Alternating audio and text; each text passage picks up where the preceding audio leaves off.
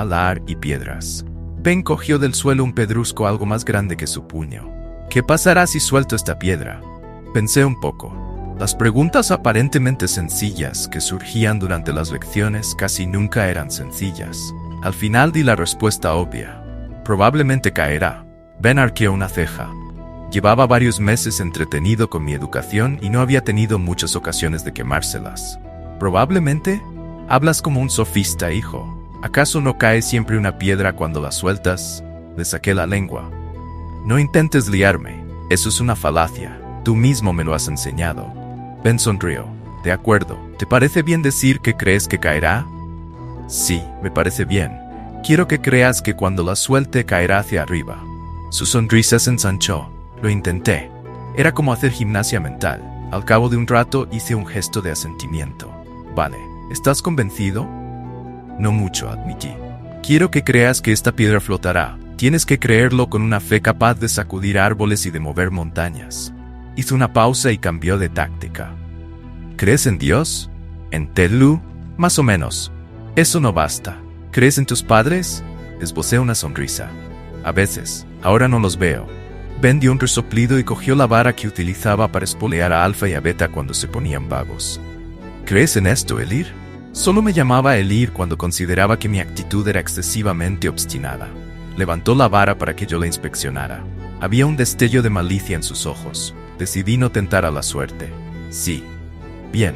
Golpeó el costado del carromato con la vara produciendo un fuerte crack.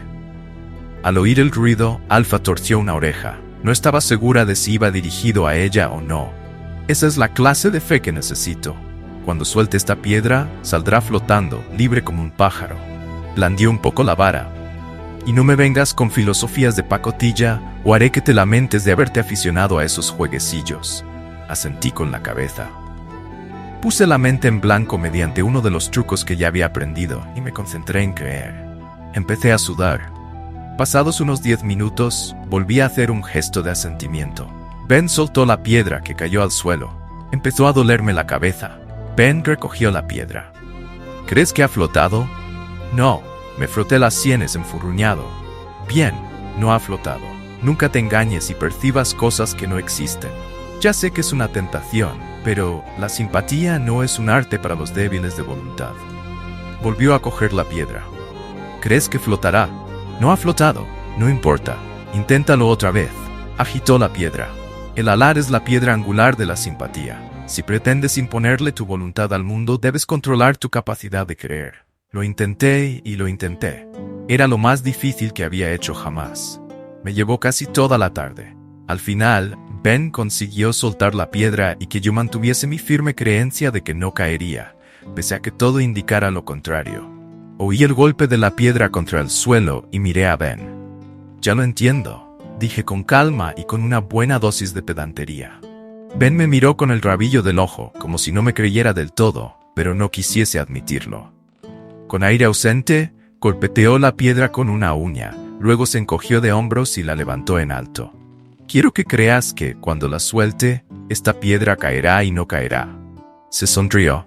Esa noche me acosté tarde. Me sangraba la nariz y sonreía de satisfacción.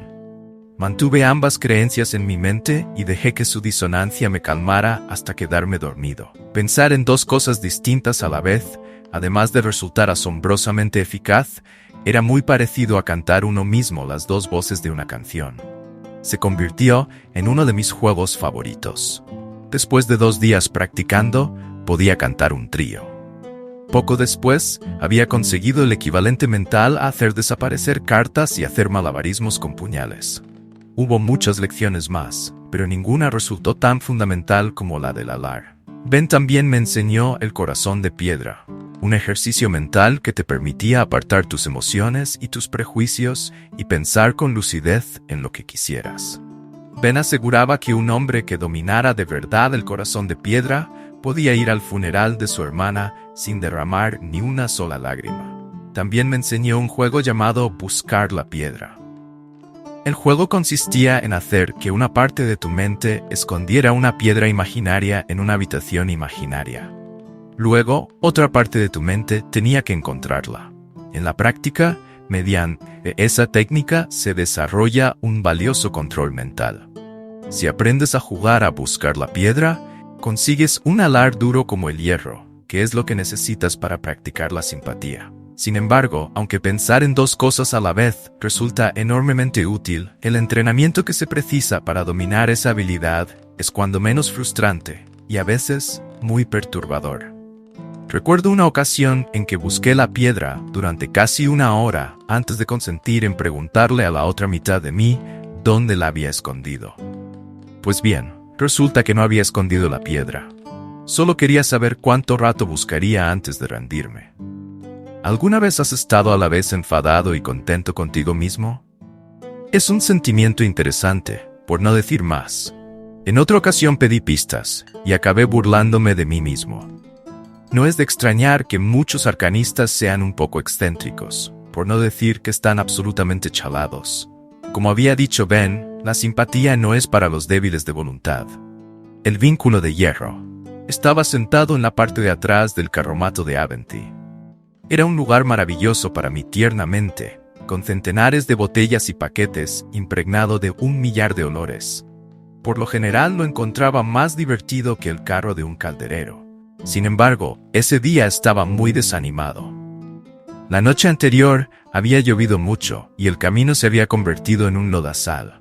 Como la troupe no tenía ningún programa determinado, habíamos decidido esperar un par de días y dejar que los caminos se secaran. Era algo que ocurría con frecuencia, y Ben aprovechó esa pausa en el camino para darle un empujón a mi educación. Así que estaba sentado ante la mesa de madera de la parte de atrás del carromato de Ben, enfurruñado ante la perspectiva de pasarme todo el día oyéndole darme lecciones sobre cosas que ya entendía. Mis pensamientos debían de reflejarse en mi cara, porque Aventy suspiró y se sentó a mi lado. No es exactamente lo que esperabas, ¿verdad?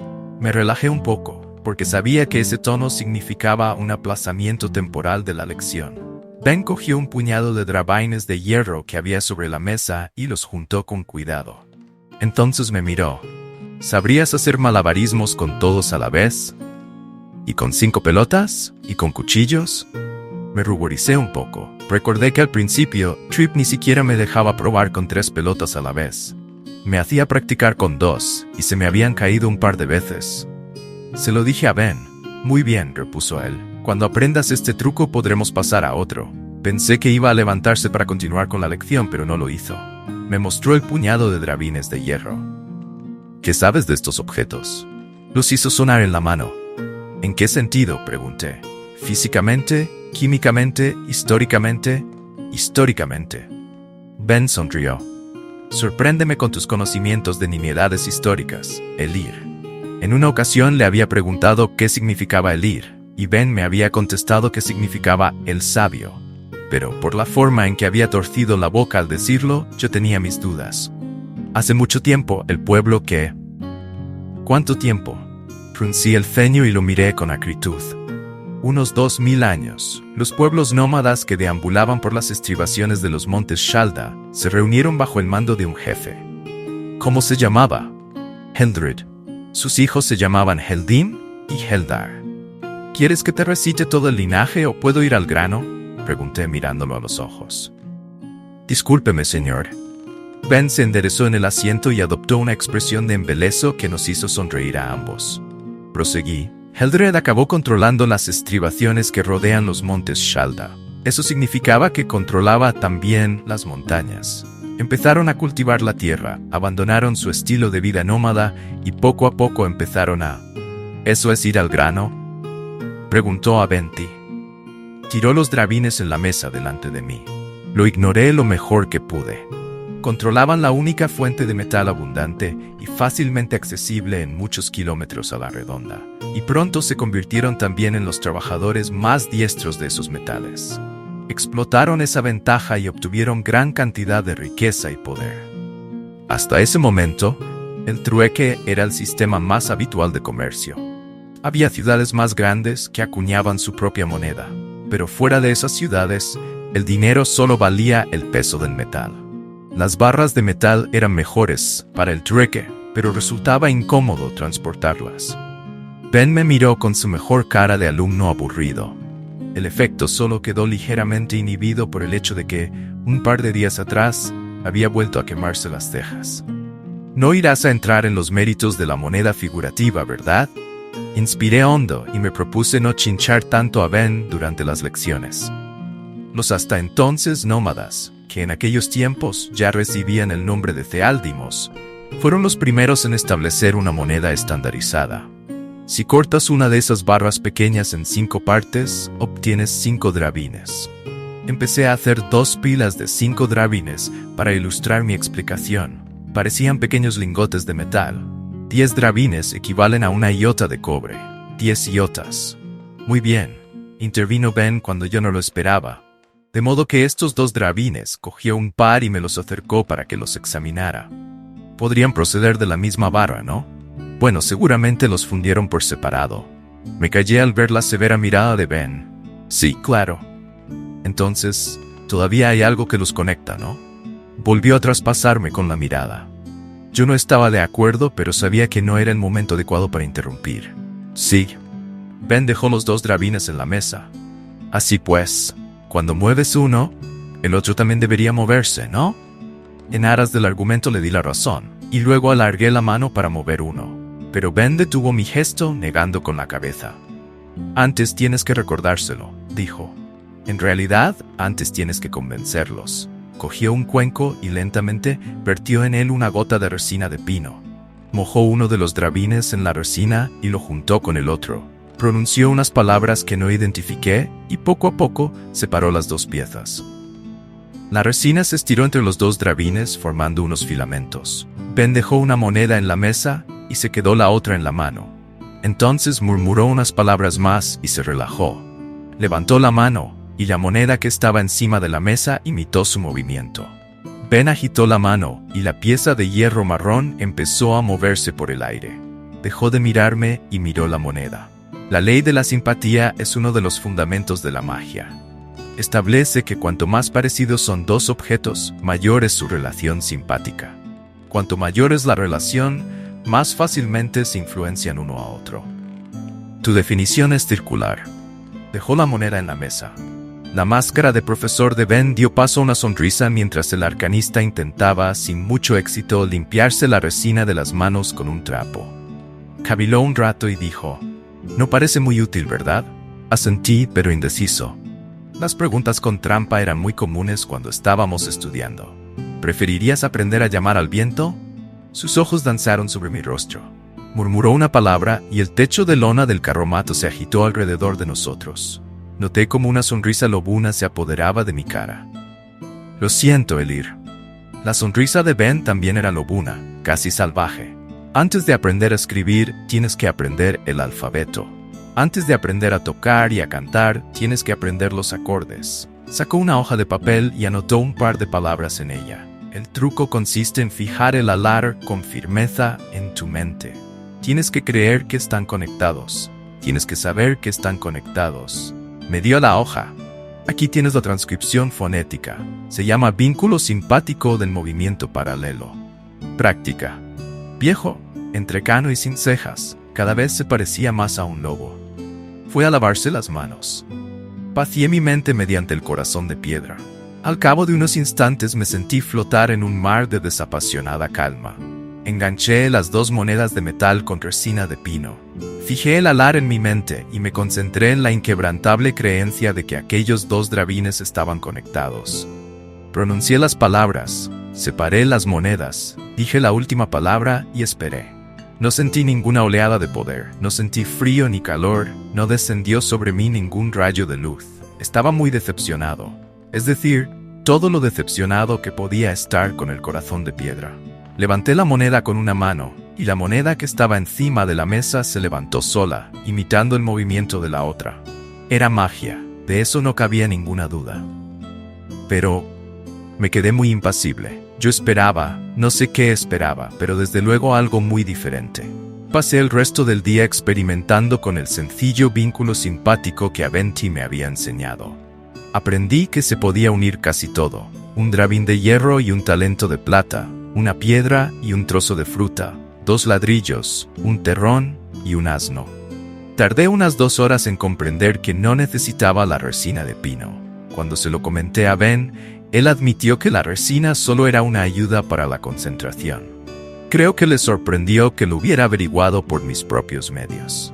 Déjame resumir de manera breve el concepto de simpatía, dado que seguramente tú nunca necesitarás tener más que una vaga comprensión de cómo funcionan esas cosas.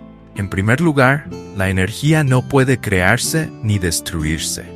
Cuando levantas un drabín y el otro se levanta él solo de la mesa, el que tienes en la mano pesa como si los estuvieras levantando los dos, porque en realidad lo estás haciendo. Eso, en teoría. En la práctica, notas como si estuvieras levantando 3 drabines. Ningún vínculo simpático es perfecto. Cuanto más diferentes son los objetos, más energía se pierde en el proceso. Imagina un acueducto que pierde agua y que conduce a una noria. Un buen vínculo simpático tiene muy pocas pérdidas y aprovecha la mayor parte de la energía. Un mal vínculo está lleno de agujeros. Solo una pequeña parte del esfuerzo que pones en ello va hacia lo que tú quieres hacer. Intenté, por ejemplo, unir un trozo de tiza y una botella de cristal llena de agua. Había muy poca similitud entre los dos objetos, así que, aunque la botella de agua pesara 1 kilo, cuando intenté levantar la tiza, me pareció que pesaba 25. El mejor vínculo que encontré fue el de una rama que había partido por la mitad. Cuando hube comprendido ese ejercicio de simpatía, Ben me enseñó otros. Docenas de vínculos simpáticos, un centenar de pequeños trucos para canalizar la fuerza. Cada uno de ellos era una palabra diferente del vasto vocabulario que yo estaba empezando a conocer. Muchas veces era tedioso. No te lo cuento con más detalles para no aburrirte. Ben seguía dándome lecciones de otras disciplinas, historia, aritmética y química. Sin embargo, lo que más me interesaba era la simpatía. Ben compartía sus secretos con moderación y me hacía demostrarle que dominaba uno antes de pasar al siguiente. Pero por lo visto, yo tenía un don, más allá de mi afición natural a absorber conocimientos, de modo que nunca tenía que esperar demasiado. No estoy diciendo que el camino siempre fuera llano. La misma curiosidad que me convertía en un alumno tan entusiasta me causaba problemas con cierta regularidad. Una noche, cuando encendía el fuego para cocinar de mis padres, mi madre me sorprendió cantando una canción que había aprendido el día anterior. No me había percatado de que mi madre estaba detrás de mí, así que se quedó escuchándome mientras yo golpeaba un leño contra otro y, distraído, recitaba: 7 cosas guarda Lady Lackless bajo su negro vestido. Un anillo que no es para ponerse, una palabra que es casi un gemido. Junto al cirio de su esposo hay una puerta sin pomo. En una caja sin tapa ni candado, encierra Lackless las piedras de su amado. Ella tiene un secreto guardado, que sueña en vez de dormir sin tardanza. Por un camino que no es el trillado, Lady Lackless lía su adivinanza. Se la había oído cantar a una niña que iba por la calle dando saltitos. Solo la había oído 2 veces, pero se me había quedado grabada. Era una canción pegadiza, como casi todas las canciones infantiles. Mi madre me oyó y se acercó al fuego. ¿Qué era eso que cantaba, cielo? No lo dijo con enfado, pero me di cuenta de que tampoco estaba contenta. Es una canción que oí en Fallows, contesté de manera evasiva. Tenía prohibido jugar con los niños de los pueblos por los que pasábamos.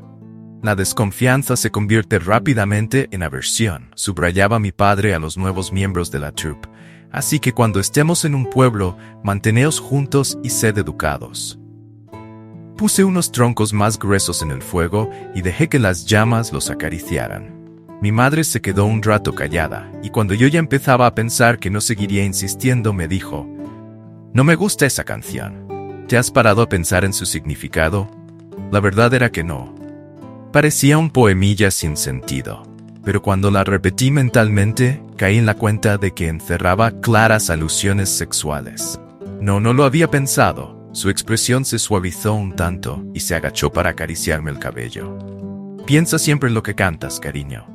Por lo visto me había librado, pero no pude evitar preguntar: ¿qué diferencia hay con algunos pasajes de Mel, después de tan larga espera?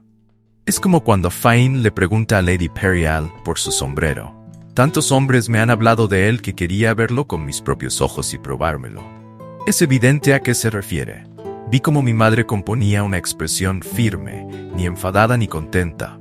Entonces cambió algo en su cara. «Dime tú dónde está la diferencia», dijo. Yo detestaba las preguntas con trampa. La diferencia era obvia. Una me metería en un lío y la otra no. Esperé un poco para demostrar que había reflexionado lo suficiente sobre el asunto, y luego sacudí la cabeza. Mi madre se arrodilló ante el fuego y se calentó las manos. «La diferencia es... ve a buscar el trébede. ¿Quieres?» Me dio un empujoncito. Me levanté y fui a la parte de atrás del carromato mientras ella continuaba. La diferencia consiste en decirle algo a una persona y decir algo sobre una persona. Lo primero puede ser una grosería, pero lo segundo es siempre un chisme. Le llevé el trébede y la ayudé a montarlo sobre el fuego. Además, Lady Periel solo es un personaje ficticio. En cambio, Lady Lackless es una persona real, con sentimientos que pueden resultar heridos. Levantó la cabeza y me miró. No lo sabía, argumenté poniendo cara de culpabilidad. Debí de lograr una expresión digna de lástima, porque mi madre me abrazó y me dio un beso. No es nada grave, tesoro, pero recuerda que tienes que pensar siempre lo que estás haciendo. Me pasó una mano por la cabeza y sonrió, radiante como el sol. Creo que podrías reconciliarte conmigo y con Lady Lackless si encontraras unas ortigas para la cena de esta noche. Cualquier pretexto para eludir un juicio y jugar un rato en la maraña de arbustos que había junto al camino me parecía bueno. Me marché casi antes de que mi madre hubiera terminado la frase. También debería aclarar que gran parte del tiempo que pasaba con Ben lo sacaba de mi tiempo libre. Yo seguía teniendo mis obligaciones en la troupe. Interpretaba el papel del joven paje siempre que era necesario. Ayudaba a pintar los decorados y a coser los trajes.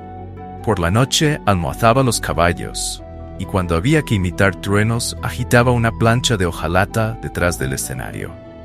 Pero no me importaba ocupar así mi tiempo libre. Mi infinita energía infantil y mi insaciable afán de conocimiento hicieron del siguiente año uno de los más felices que recuerdo.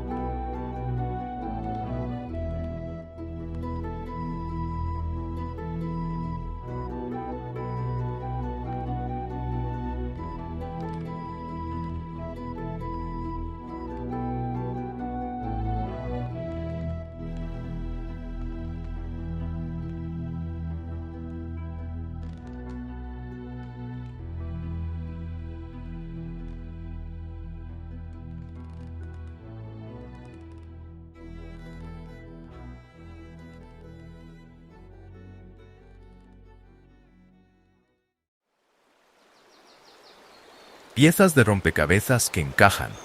Hacia finales del verano, oí, sin proponérmelo, una conversación que me sacó de mi estado de dichosa ignorancia. Cuando somos niños, casi nunca pensamos en el futuro. Esa inocencia nos deja libres para disfrutar como pocos adultos pueden hacerlo. El día que empezamos a preocuparnos por el futuro es el día que dejamos atrás nuestra infancia. Era de noche, y la troupe había acampado en el margen del camino. Aventy me había pedido que practicara otro ejercicio de simpatía, la máxima de calor variable transferido al movimiento constante, o algo igual de pretencioso. Era difícil, pero había conseguido hacerlo encajar como una pieza de rompecabezas. Me había llevado unos 15 minutos, y por el tono de Aventy, deduje que él había calculado que tardaría al menos 3 o 4 horas. Así que fui a buscarlo. En parte para que me pusiera más trabajo y en parte para pavonearme un poco. Lo encontré en el carromato de mis padres. Los oí a los tres mucho antes de verlos. Sus voces eran meros murmullos, la música distante que produce la conversación cuando está demasiado oscuro para hablar. Pero al acercarme, oí claramente una palabra: Chandrian. Me paré en seco. Todos los miembros de la troupe sabíamos que mi padre estaba componiendo una canción. Llevaba más de un año sonsacándoles viejas historias y canciones a los habitantes de los pueblos en que parábamos a actuar. Durante meses recopiló historias sobre Landre. Luego empezó a recopilar también antiguos cuentos de hadas, leyendas sobre ojáncanos y engendros, y entonces empezó a hacer preguntas sobre los Chandrian. De eso hacía meses. En el último medio año había preguntado más sobre los Chandrian y menos sobre Landre, Lyra y los demás. La mayoría de las canciones que mi padre componía estaban terminadas en una estación, mientras que en esa llevaba ya 2 años trabajando. También debes saber que mi padre nunca dejaba que nadie oyera ni una palabra, ni el más leve susurro, de una canción hasta que consideraba que estaba lista para ser tocada. Solo le hacía confidencias a mi madre, pues mi madre intervenía en la composición de todas las canciones de mi padre. La gracia de la música era de mi padre. Los mejores versos eran de mi madre. Cuando llevas ciclos o incluso meses esperando oír una canción, la expectación añade sabor. Pero al cabo de 1 año, la emoción empieza a agriarse. Ya había pasado 1 año y medio y la gente se moría de curiosidad.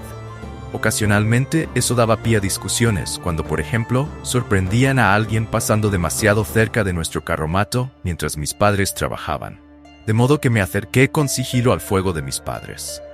Escuchar a hurtadillas es una costumbre deplorable, pero desde entonces he desarrollado otras peores. Gran cosa sobre ellos, oí decir a Ben. Pero me alegro de poder hablar con un hombre culto sobre el asunto. La potente voz de barítono de mi padre contrastaba con la voz de tenor de Ben. Estoy harto de estos pueblerinos supersticiosos, y... Alguien echó un tronco al fuego, y el chisporroteo me impidió oír lo que dijo mi padre a continuación. Me acerqué lo más aprisa que pude y me agazapé bajo la larga sombra del carromato de mis padres, como si persiguiera fantasmas con esta canción. Intentar recomponer esta historia es una quimera. Ojalá no lo hubiera empezado nunca. No digas tonterías, intervino mi madre. Esta será tu mejor obra, y tú lo sabes. Entonces, ¿crees que existe una historia original de la que proceden todas las demás? Preguntó Ben. ¿Crees que el Landre tiene una base histórica? Todo apunta a que sí, respondió mi padre. Es como mirar a una docena de nietos y ver que 10 de ellos tienen los ojos azules. Sabes que la abuela también tenía los ojos azules. Lo he hecho otras veces, se me da bien. Así fue como escribí Bajo las murallas. Pero le oí suspirar. ¿Qué pasa? ¿Qué problema hay? Esta historia es más antigua, explicó mi madre. Es como si mirara a unos tataranietos, y están esparcidos por todos los rincones del mundo. Refunfuñó mi padre. Y cuando por fin encuentro a uno, tiene 5 ojos, 2 verdes, 1 azul, 1 castaño y otro verde ambarino. Y el siguiente solo tiene un ojo, que cambia de color. Así como voy a extraer conclusiones, Ben carraspeó. Una analogía inquietante, concedió. Pero no me importa que me interrogues sobre los Chandrian. He oído muchas historias a lo largo de los años. Lo primero que necesito saber es cuántos son, dijo mi padre. La mayoría de las historias afirman que 7, pero ni siquiera en eso se ponen de acuerdo. En algunas son 3, otras 5, y en la caída de Felior son 13, 1 por cada pontificato de Atur, y 1 más por la capital. Eso sí lo sé, dijo Ben. Son 7, de eso puedes estar seguro. De hecho, su mismo nombre lo dice. Chain significa 7. Chaindian significa 7 de ellos. De ahí viene Chandrian.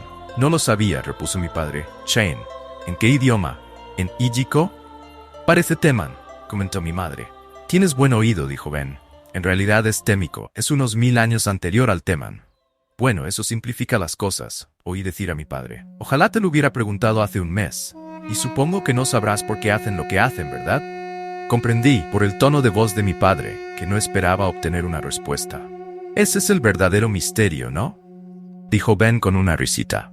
Supongo que eso es lo que los hace más temibles que el resto de los seres fantásticos de que hablan las historias. Un fantasma busca venganza, un demonio quiere tu alma, un engendro tiene hambre y frío. Eso los hace menos aterradores. Las cosas que entendemos podemos intentar controlarlas, pero los Chandrian aparecen como un rayo en un cielo despejado. Son pura destrucción, sin sentido y sin motivo. Mi canción tendrá las dos cosas, dijo mi padre con decisión. Creo que después de tanto tiempo he descubierto sus motivos. Los he deducido juntando partes de diferentes historias. Eso es lo más mortificante, tener la parte más difícil acabada y que todos esos pequeños detalles me causen tantos problemas. ¿Crees que lo sabes?, preguntó Ben, intrigado. ¿Cuál es tu teoría? Mi padre soltó una risita. No, Ben, tendrás que esperar como los demás. Esta canción me ha hecho sudar mucho y no voy a revelar su esencia hasta que esté terminada. Detecté desilusión en la voz de Ben cuando refunfuñó. Estoy seguro de que esto solo es una artimaña para que siga viajando con vosotros. No podré marcharme hasta que haya oído esa maldita canción. Entonces, ayúdanos a terminarla, terció mi madre. Las señales de los Chandrian son otra información clave que nos está costando mucho aclarar. Todo el mundo coincide en que hay señales que alertan de su presencia, pero nadie se pone de acuerdo sobre cuáles son. Déjame pensar, dijo Ben. El fuego azul es evidente, por supuesto, pero no estoy seguro de si debe atribuirse en particular a los Chandrian. En algunas historias indica, simplemente, la presencia de demonios. En otras, de seres fata, o de cualquier tipo de magia. Conozco algunas en que también es una señal de presencia de partículas nocivas en el aire, aportó mi madre. Ah, ¿sí?, dijo mi padre. Mi madre asintió. Cuando una lámpara arde con llama azul, sabes que hay grisú en la atmósfera. Dios mío, grisú en una mina de carbón, dijo mi padre. Apaga la llama y piérdete en la oscuridad o déjala arder y haz que explote todo. Eso me daría más miedo que los demonios. También admito el hecho de que ciertos arcanistas utilizan ocasionalmente velas o antorchas amañadas para impresionar a los aldeanos ingenuos, dijo Ben carraspeando con afectación. Mi madre rió. No olvides con quién estás hablando, Ben. Nosotros nunca le reprocharíamos a nadie su sentido de la teatralidad. De hecho, las velas azules quedarían muy bien la próxima vez que representemos Daeónica, si es que encuentras un par por algún sitio. Veré lo que puedo hacer, dijo Ben jocoso. Otras señales. Se supone que una es tener los ojos como las cabras, o no tener ojos, o tenerlos negros. Eso lo he oído a menudo. También he oído decir que las plantas se mueren cuando los Chandrian andan cerca. La madera se pudre, el metal se oxida, los ladrillos se desmenuzan. Hizo una pausa. Aunque no sé si esos son varias señales o una sola. Ahora empiezas a entender los problemas que tengo, dijo mi padre con aire taciturno. Y por otra parte está por determinar si todos comparten las mismas señales o si cada uno tiene las suyas. Ya te lo he dicho, dijo mi madre con exasperación. Una señal para cada uno. Es mucho más lógico. Es la teoría favorita de mi señora esposa, dijo mi padre. Pero no encaja. En la mayoría de las historias, la única señal es el fuego azul. En otras hay animales que enloquecen y en cambio no hay fuego azul. En otras, hay un hombre con ojos negros y animales que enloquecen y fuego azul. Ya te he dicho cómo interpretarlo, dijo ella. Su tono irritado indicaba que mis padres ya habían mantenido otras veces esa discusión. No tienen por qué aparecer siempre juntos. Podrían ir en grupos de 3 o de 4. Si uno de ellos hace que se apague el fuego, parecerá lo mismo que si todos ellos hicieran apagarse el fuego. Eso explicaría las diferencias entre las historias. Diferentes números y diferentes señales, dependiendo de los grupos que formen. Mi padre masculló algo. Tienes una esposa muy inteligente, Arl, dijo Ben, suavizando la tensión. ¿Por cuánto me la venderías? La necesito para trabajar, desgraciadamente. Pero si te interesa alquilármela por una breve temporada, estoy seguro de que podríamos llegar a un... Se oyó un golpazo, blando, seguido de una risita y un quejido de mi padre. ¿Se te ocurre alguna otra señal? Dicen que son fríos al tacto, aunque no me explico cómo pueden saberlo. He oído que el fuego no arde cuando están cerca, aunque eso contradice directamente lo del fuego azul. Podría. El viento sopló más fuerte, agitando los árboles. El susurro de las hojas no me dejó oír lo que decía Ben. Aproveché el ruido para acercarme sigilosamente un poco más al carromato. Y estar enyuntados a las sombras, aunque no sé qué significa eso, oí decir a mi padre cuando amainó el viento. Ben emitió un gruñido. Yo tampoco lo sé. Oí una historia en la que los descubrían porque sus sombras apuntaban en una dirección ilógica, hacia la luz, y otra en la que a uno de ellos lo llamaban adumbrado, algo así como fulanito el adumbrado. Vaya, no logro recordar el nombre. Hablando de nombres, esa es otra cosa con la que tengo problemas, dijo mi padre. He recopilado un par de docenas y me gustaría que me dieras tu opinión. ¿La mayoría? Mira, Arl, lo interrumpió. Ben, te agradecería que no los dijeras en voz alta. Me refiero a los nombres propios. Si quieres puedes escribirlos en el suelo, o voy a buscar una pizarra, pero prefiero que no los pronuncies. Ya sabes lo que dicen, más vale prevenir que curar. Se hizo un profundo silencio. Me quedé quieto, con un pie en alto, temiendo que me hubieran oído. No me miréis así, dijo Ben con irritación. Es que nos has sorprendido, Ben, dijo la dulce voz de mi madre.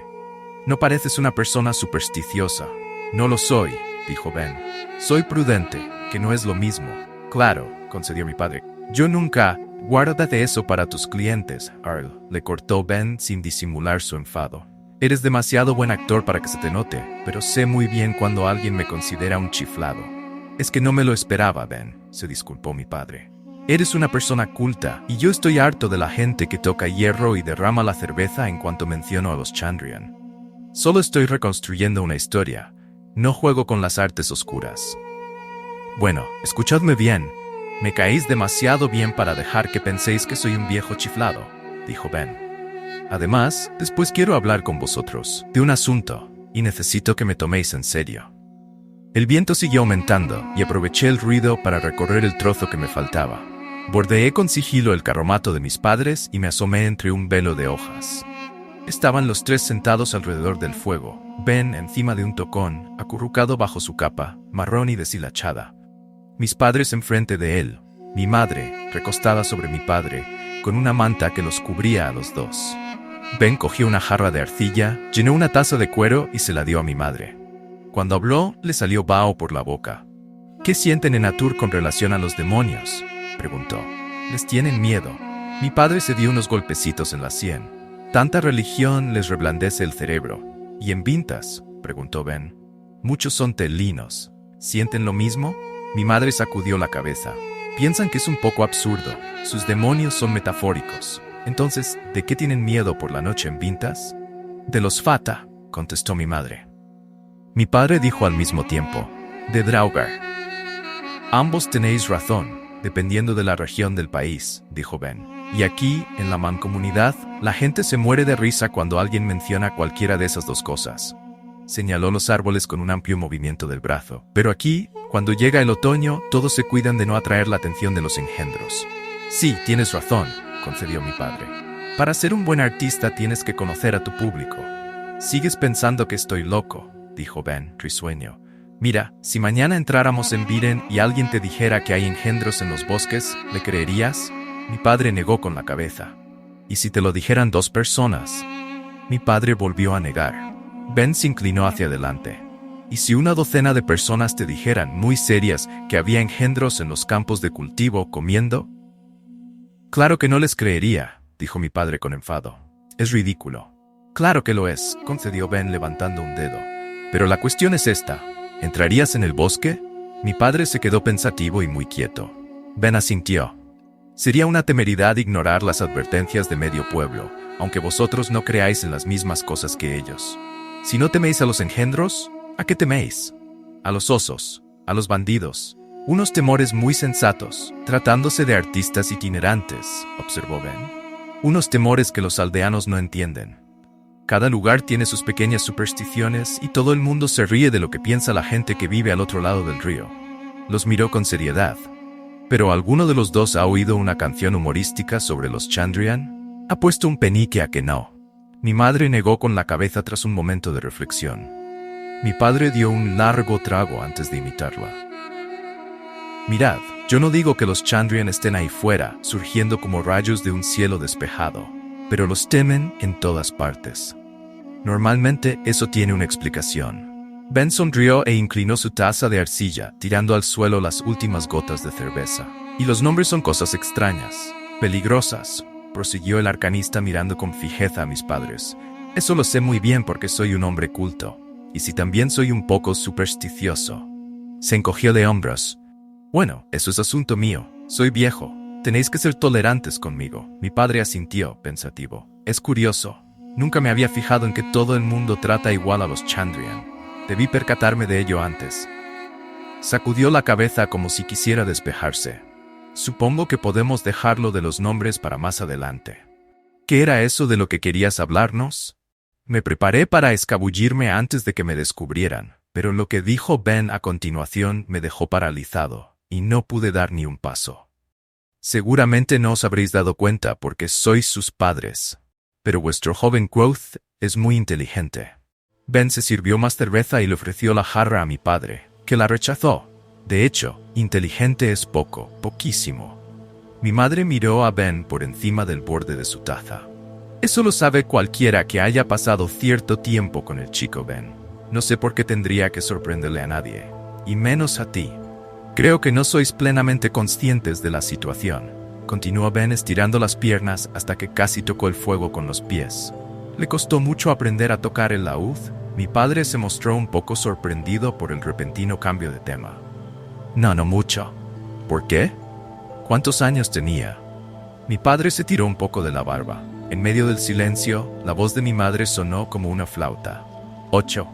Piensa en cuando tú empezaste a tocar. ¿Te acuerdas de qué edad tenías? ¿Te acuerdas de la clase de dificultades que encontraste? Mi padre seguía tirándose de la barba, pero ahora tenía una expresión más reflexiva y la mirada distante. Aventi continuó. Estoy convencido de que aprendió cada acorde, cada digitación a la primera, sin vacilar y sin protestar, y que cuando cometía un error nunca volvía a repetirlo. ¿Me equivoco? Mi padre parecía un poco perturbado. Sí, más o menos, pero le costaba igual que a todo el mundo. Tenía especial dificultad con el mi. Le costaban mucho el mi menor y el mi mayor. Mi madre intervino con voz queda. Yo también lo recuerdo, cariño, pero creo que eso era porque tenía las manos muy pequeñas. Era un crío. Estoy seguro de que no tardó en superar ese impedimento, dijo Ben. Tiene unas manos maravillosas. Mi madre las habría llamado manos de mago. Mi padre sonrió. Las ha heredado de su madre, delicadas pero fuertes. Perfectas para fregar cacharros, ¿verdad, mujer? Mi madre le dio un manotazo. Luego le cogió una mano a su esposo y se la abrió para enseñársela a Ben. Mi hijo tiene las mismas manos que su padre, elegantes y suaves, perfectas para seducir a las hijas de los nobles. Mi padre quiso protestar, pero ella no le hizo caso. Con esos ojos y esas manos, no habrá ni una sola mujer a salvo en el mundo cuando mi hijo empiece a correr detrás de las faldas. Cuando empiece a cortejar doncellas, querida, la corrigió mi padre. No discutamos sobre matices de significado, repuso ella. No es más que una persecución, y creo que compadezco a las mujeres castas que huyen y se pierden el final de la carrera. Ladeó ligeramente la cabeza, y mi padre se inclinó y la besó en la comisura de los labios. Amén, dijo Ben levantando su taza. Mi padre rodeó a mi madre con un brazo y le dio un apretón. Sigo sin saber a dónde quieres llegar, Ben. Todo lo que hace lo hace así, rápido como el rayo y sin apenas cometer errores. Seguro que sabe de memoria todas las canciones que le habéis cantado alguna vez. Sabe mejor que yo lo que hay en mi carromato. Cogió la jarra y le quitó el tapón de corcho. Pero no es simple memorización. El chico entiende las cosas. La mitad de lo que yo me había propuesto enseñarle ya lo había descubierto él por sus propios medios. Ben volvió a llenarle la taza a mi madre. Tiene 11 años. ¿Conocéis algún niño de su edad que hable como él? En parte, eso es consecuencia de vivir en un ambiente tan liberal. Ben señaló los carromatos.